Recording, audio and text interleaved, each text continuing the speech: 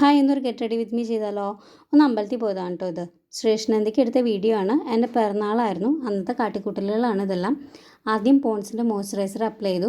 അതിനുശേഷം ഒരു body lotion എടുത്ത് കുറച്ച് കയ്യിലും കാലിലും ഒക്കെ ആയിട്ട് നല്ലോണം അങ്ങോട്ട് തേച്ചങ്ങോട്ട് കൊടുത്തു.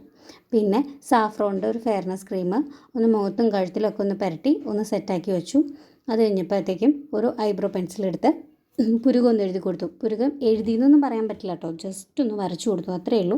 അത് കഴിഞ്ഞപ്പോഴത്തേക്കും ഹിമാലയയുടെ ബേബി പൗഡർ എടുത്ത് മുഖത്തൊന്ന് ഇട്ട് കൊടുത്തു. അപ്പോൾ അത് കുറച്ച് അധികമായെന്ന് തോന്നി. പിന്നെ ഞാനതൊക്കെ കൂടെ തൂത്ത് കളഞ്ഞു. പിന്നെ ഇതാ കണ്ണെഴുതി കഴിഞ്ഞപ്പോൾ എനിക്ക് തോന്നി അകത്തും മുകളിലായിട്ട് എഴുതണമെന്ന്. അവിടെ എഴുതി കൊടുത്തു.